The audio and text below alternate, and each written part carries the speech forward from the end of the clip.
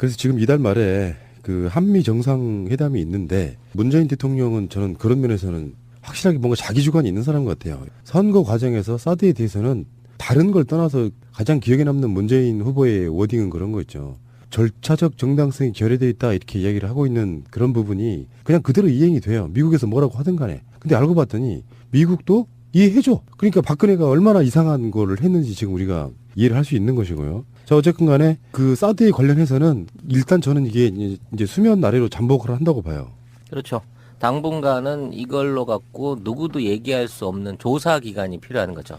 이건 보면 신의 한 수 같은 거야. 네. 그러니까 환경영향평가가 끝나기 전까지 그리고 환경영향평가 하는 그 과정 속에 국회에서 관련된 논의도 하고 그러면서 1년 동안은 우리가 할지 안 할지를 그때 가서 절차적 정당성, 최소한 국민의 민의를 묻거나 국회에서 표결을 붙이거나 해서 그 과정을 거친 다음에 결정할지 말지를 결정하겠다 이런 거니까. 사실 1년 안에 환경 영향 평가가 나온다는 것도 이게 참 거의 불가할 겁니다. 왜냐하면 이 성주의 사드는 사상 최초로 내륙에 설치되는 내륙 방향을 향해 설치되는 레이더인데다가 지금 있는 사드의 주변에 있는 그 주민들에 대한 영향 평가까지 확대가 되게 된다고 치면 그러니까 단순하게 사드 영향력을 사드 앞에 500m로 치는 게 아니에요. 이 사드가 고각도 또는 앞에 평면 각도로 갈 수 있을 때 영향성까지 정밀하게 다 뒤져보다 보면 비교할 판례가 없는 거야. 왜? 지금 이렇게 무식하게 사람들 사는 동네에다가 바로 앞에다가 사드를 배치한 예가 전 세계에 없기 때문에 이거는 영향평가를 하다가 도저히 이거는 쓸 수 없는 게 된다라는 결론이 나올 공산이 크다는 거죠. 그것은 우리들 바람인 거고. 아닐 수도 있다고 생각이 들지만 그래도요. 사드를 반대하는 사람들도 이런 국민적 합의를 거쳐서 결정을 하면은 반발할 수가 없잖아요. 그동안 반대를 해왔던 사람들이 뭐 대부분 안보의 논리라든지 뭐 미사일, 북한의 미사일을 방어한다는 체제 안에서의 어떤 그런 이유들을 많이 찾아왔는데요. 아마 충분한 홍보 기간이 있고 사드에 대한 내용들을 점진적으로 이제 국민들이 알아가기 시작한다고 하면 사드의 무용론도 금방 드러나게 될 것이고요. 맞아요. 그건 맞아요. 저는 또 1년이라는 기간 안에 수없이 많은 정치적 변수가 있기 때문에 이 사드가 다른 형태의 어떤 뭐 미사일 방어 체제라든지 같은 방향으로 재편입되면서 육상에 배치된 사드 자체는 필요 없다라는 결론도 맞아. 충분히 나올 수 있다는 거죠. 그럴 수 있죠. 예. 그러니까 문재인식 저는 통치라는 표현은 좀 어울리진 않지만 굉장히 높게 사고 싶은 게 이런 거예요. 저쪽에서는 반발하려 할 수가 없는 상황. 환경영향평가를 해봤더니 일단 부적절하고 만약에 국회 같은 데서 이제 뭐 또 격렬한 논의가 걸어지면서 뭐 자유한국당 뭐 퇴장하네 마네 이런 개소리 하면서 결국에는 뭔가를 통과를 시켜놓으면 거기에 대해서는 반발 못하는 이건 신의 한 수죠. 시간이 걸리더라도. 이 문재인이라고 하는 대통령이 아닌 정치인이 그동안 걸어온 길이 원래 원리 원칙을 존중하고 합법적인 선 안에서 모든 일을 처리한다라는 그 밑바탕을 쌓아왔기 때문에 이런 스타일의 처리 진짜 원리 원칙적인 처리에 대해서는 대한민국에 있는 정치인보다도 외국에 있는 미국의 행정부도 인정을 해줄 수밖에 없는 부분인 거죠. 그러니까 함부로 못하는 거죠. 박근혜처럼 알아서 기어주는 그 속에 뭐가 있을지 모르지만 아직도 사실 솔직히 말하면 사드 배치는 의혹이잖아요. 사드 배치 과정 자체가 의혹이라고. 그냥 사드가 좋다는데 우리가 배치해볼까 이런 차원도 아니고 금전적인 문제가 걸려있다는 의혹들이 수도 없이 지금까지 나왔기 때문에 이건 의혹이고 그러니까 그건 예결라고 할 수 없었죠. 사실 이게 그 김관진의 그동안의 행보가 로키드 마틴 한국 지사장의 역할이었다라는 소리가 날 정도로 FX 같은 경우는 딱 그렇게 된 거 아니에요? 예, 그 국방부에서 기껏 정해놓은 거를 자신 혼자서 그 독단적인 회의 과정을 통해서 부결시키고 바꿔버리는 예가 나타났던 걸 보면 이 부분에 대한 어떤 형태로든 로비 내지는 둘 사이의 금전 거래 자체가 일어난다고 하면 우리 그동안 해왔던 군수산업 전반에 대한 재검토로 이게 확대되지 않을까 싶은 그런 생각도 들어요. 근데 그 결정적인 고리를 자기 스스로 이번에 내놓은 거죠. 자기 목을 내놓은 거죠, 지금. 그러니까 미국은 지금 우리가 알고 있듯이 뭐 다 이해해준다 이렇게만 하고 있는 건 아니고요. 이해해준다고 말했던 쪽은 허버트 맥메스터 안보보좌관 고맙다 이렇게 설명해 주니까 매티스 국방장관은 이해하고 신뢰한다 그런 결정에 대해서 그리고 저번에 민주당 그 원내 총무도 우리나라 와서 거기에 대해서 존중한다고 이야기했었고요. 근데 저번에 우리 사드 논란이 한창일 때 한국에 왔던 사람이 하나 있어요. 제임스 시링 미국 미사일 방어청장. 이 사람이 다시 왔어 한국에. 그래가지고 정의용 안보실장에게 사드는 정말 기술적으로 뛰어난 제품입니다. 이거 꼭 설치해야 됩니다. 그래서 북핵을 막아야 됩니다라고 설명을 하고 갔다는데 전형적인 이것도 미사일 방어청이라고 하는 게 미국 자체의 공식 정부기관이잖아요. 이 사람들이 록히드 마틴의 무기를 팔아주는 역할을 하는 거예요. 일종의 그 영업사원처럼 왔다 갔다 하면서 이렇게 거짓말하고 있는 건데 아까 말씀하신 것처럼 환경영향평가 하는 그 과정 속에 지금 나오고 있는 이야기는 그런 것 중에 하나 있어요. 사드가 진짜로 북핵 용도가 맞냐.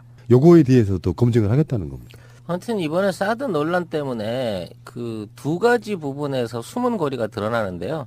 김관진의 전에 말씀드렸던 록히드 마틴 한국 지부장사라고 이 알자회라고 하는 군대 내의 사조직이 그렇죠. 예, 실제 국내에 있는 모든 군수 무기 관련된 거래와 그 결정에 있어서 독점적인 지위를 운영했다는 거죠. 그래서 이번에 이제 새롭게 떠오르고 있는 인물이 장경수라고 알자회 출신 정책기획관 이 사람이 현재 김관진과 일종의 파트너십을 맺고 지금의 무기 도입을 록히드 마틴에다 몰아준 게 아니냐라는 의혹이 다시 또 드러나기 시작하는 거죠. 이거 파도 끝이 없을 비리의 시작입니다. 이제 비리 색출의 시작입니다. 그렇죠. 문재인 대통령이 경로한 부분이 그거잖아요.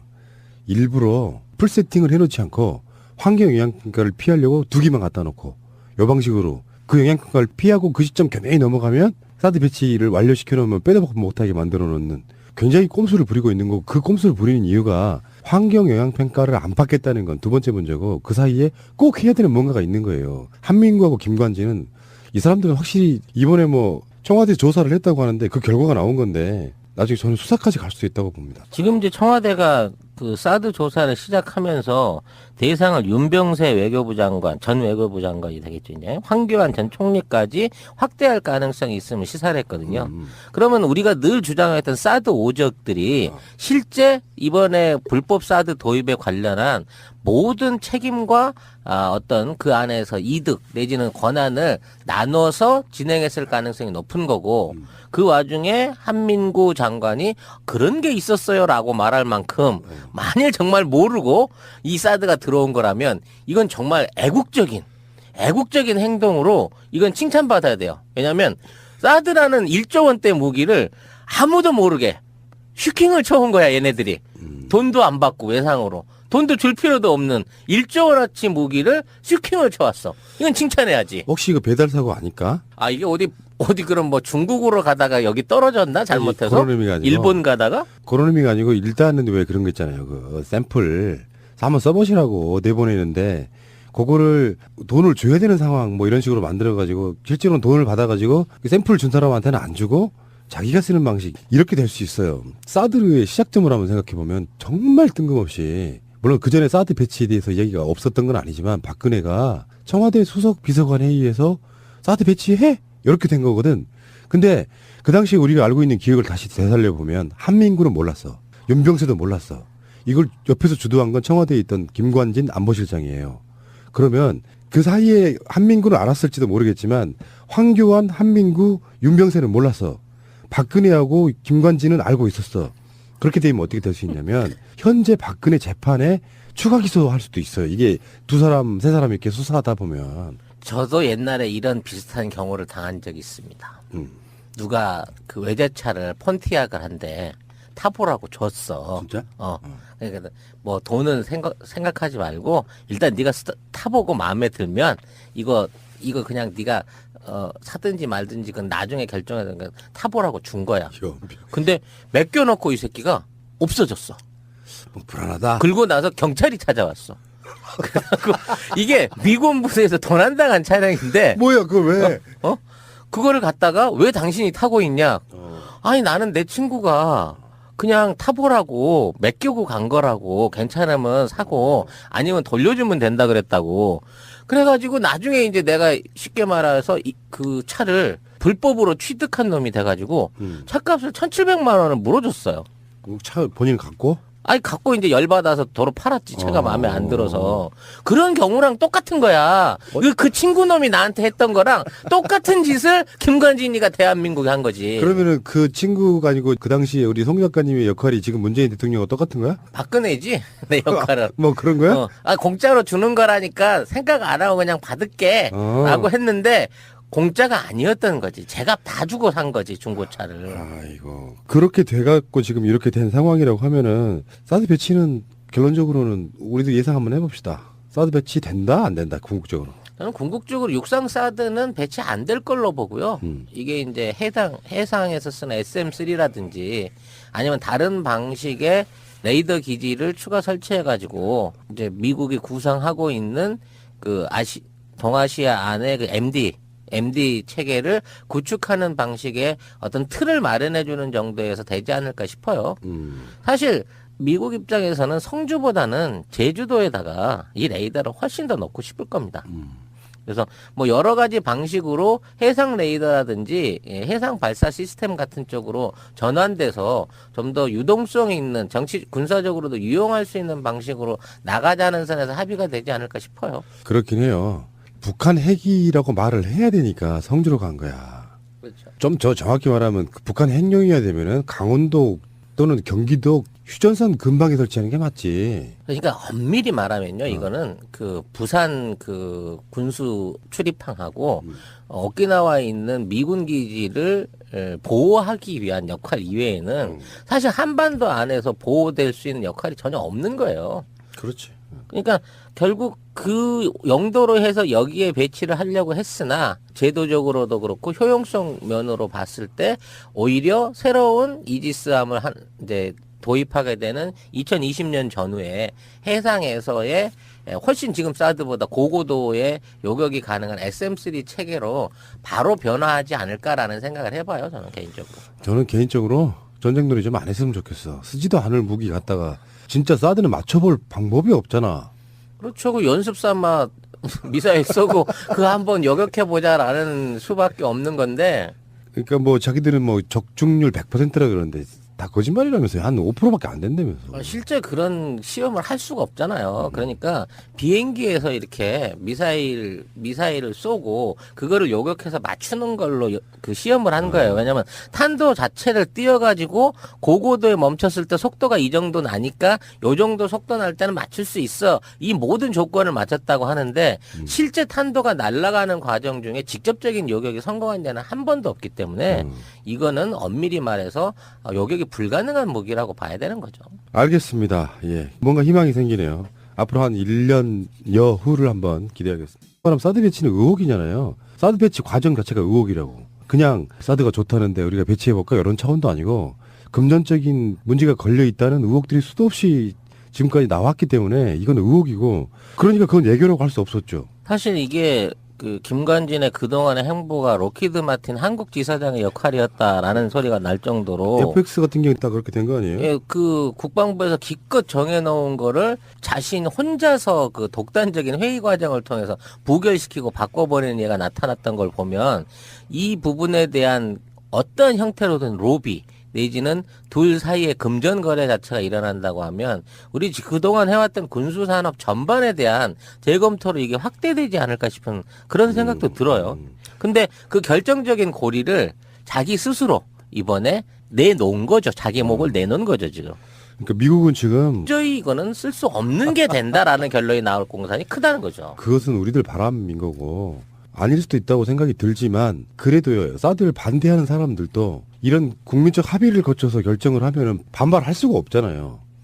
그동안 반대를 해왔던 사람들이 뭐 대부분 안보의 논리라든지 뭐 북한의 미사일을 방어한다는 체제 안에서의 어떤 그런 이유들을 많이 찾아왔는데요.